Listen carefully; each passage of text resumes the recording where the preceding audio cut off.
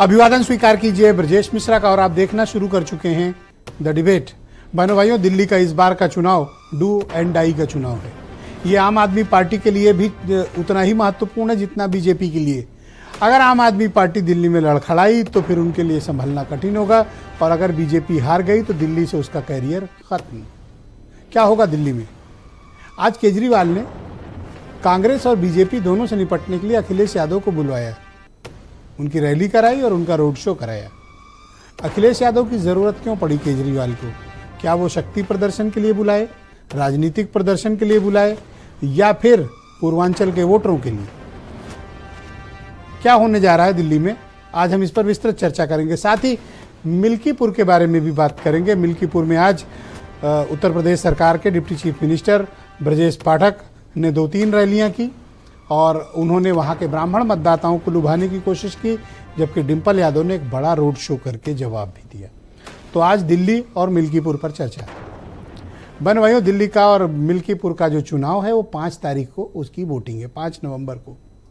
अब चुनावी तापमान बढ़ा है, अब चुनाव पर लोगों की दिलचस्पी और जोर भी अब बढ़ गया है। अब 5 तारीख तक आपको चुनाव की खबरें ज़्यादा दिखेंगी। दिल्ली का चुनाव बहनों भाइयों बहुत महत्वपूर्ण है और एक अलग ही टेम्परेचर पे लड़ा जा रहा है। दिल्ली का चुनाव अन्य राज्यों के विधानसभा चुनाव से बिल्कुल अलग है। ये ऐसी टेरिटरी है जहां पर बीजेपी आम आदमी पार्टी से पार नहीं पा रही है। उसके पहले 15 साल शीला दीक्षित हुकूमत करके गई और उसके बाद से केजरीवाल जो वहां की कुर्सी पर बैठे हैं, अब तक उनको कोई उतार नहीं पाया। चुनाव दर चुनाव, असेंबली के जो चुनाव हैं उसमें आम आदमी पार्टी मजबूत होती गई, बेहद ताकतवर होती गई। अपोजिशन पार्टी की ये हालत है दिल्ली में कि दहाई की संख्या भी उनके पास नहीं है। अब केजरीवाल असेंबली चुनाव में जो करिश्मा करते हैं, लोकसभा के चुनाव में बिल्कुल अलग होता है। वो उतनी ही बुरी तरह उनकी पार्टी हार भी जाती। पर पता नहीं ऐसा दिल्ली के मतदाताओं में क्या रहस्य छिपा हुआ है जिसको कोई डिकोड नहीं कर पाता कि असेंबली में उसी बीजेपी को मतदाता धूल चटा देता है जिसको सिर पे बिठाता है लोकसभा के चुनाव में। कुछ तो है ऐसा, या तो अत्यधिक अवेयर हैं और या फिर ये एक शोध का विषय है। दिल्ली के मतदाता वोटर वही हैं, लेकिन वो असेंबली में वोट करते हैं झाड़ू को और पार्लियामेंट में वोट करते हैं कमल को। ये अद्भुत है और ये सिर्फ आपको दिल्ली में ही दिखेगा। इसलिए मैं कहता हूं दिल्ली का चुनाव अभूतपूर्व है और अलग टेम्परेचर पे। उसका खास कारण है आम आदमी पार्टी जिस टर्बुलेंस से गुजर रही है पिछले 3-1 सालों से। अगर ये चुनाव दिल्ली का वो लूज करते हैं तो उनकी जड़ें हिल जाएंगी और फिर बीजेपी उनको दिल्ली में पनपने का कोई मौका देने वाली नहीं।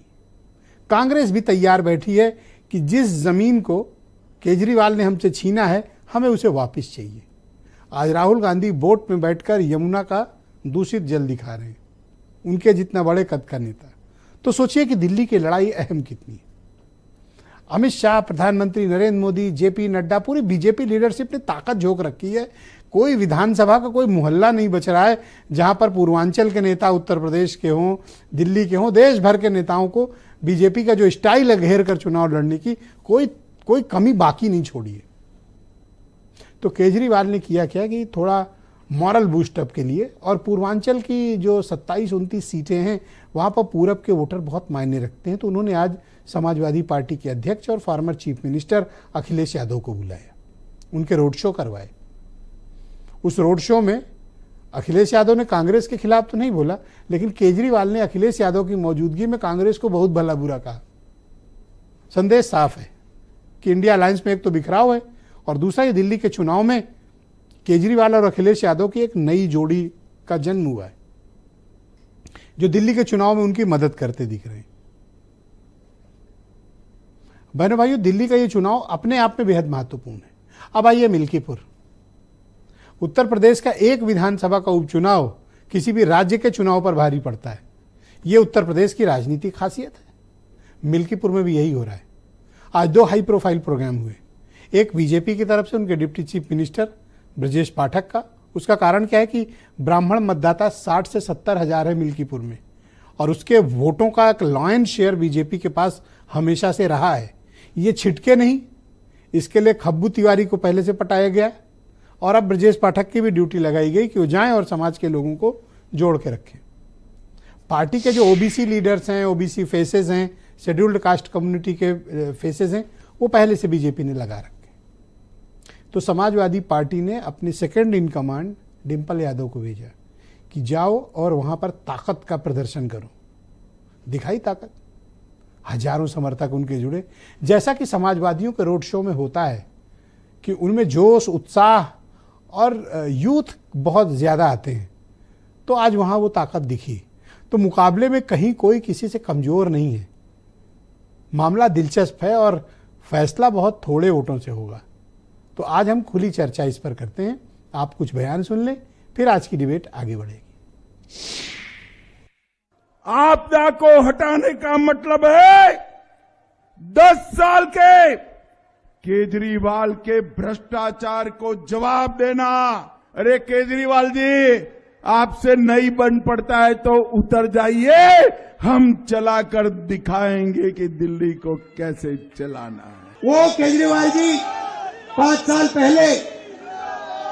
साल पहले यमुना जी का पानी पीने की बात कर रहे थे कि प्रेस कॉन्फ्रेंस कर रहे हैं यमुना के पानी की बोतलों के साथ। खोखलापन है, एक के बाद एक झूठ बोलते हैं। जैसे मोदी जी झूठ बोलते हैं वैसे केजरीवाल जी झूठ बोलते हैं। इस बार आप पार्टी ने मन बना लिया है कि भारतीय जनता पार्टी को पटकनी देने जा रहे हैं। ये झाड़ू जो इनका चुनाव चिन्ह है, ये भारतीय जनता पार्टी की बेईमानी का सफाया करने जा रहा है। ये इस बार कांग्रेस और बीजेपी में इल्लू इल्लू हो रहा है। I love you. बच के रहना, बड़ा खतरनाक है। कांग्रेस को वोट मत दे देना, नहीं तो कांग्रेस को वोट देने का मतलब है बीजेपी को जिताना। और बीजेपी अगर आ गई तो सारी सुविधाएं बंद हो जाएंगी, नर्क बना देंगे, आपकी जिंदगी नर्क बना देंगे। बहनों भाइयों, आज की परिचर्चा को आगे बढ़ाएंगे। आलोक अवस्थी भारतीय जनता पार्टी के प्रवक्ता हमारे साथ मौजूद हैं और देश के जाने माने राजनीतिक मामलों के पत्रकार विनोद अग्निहोत्री जी हमें थोड़ी देर में ज्वाइन करने वाले हैं। नाहिद लारी खान समाजवादी पार्टी की प्रवक्ता, प्रियंका गुप्ता उत्तर प्रदेश में कांग्रेस कमेटी की प्रवक्ता और पुष्पेंद्र श्रीवास्तव दिल्ली से हमें ज्वाइन कर चुके हैं, आम आदमी पार्टी के प्रवक्ता।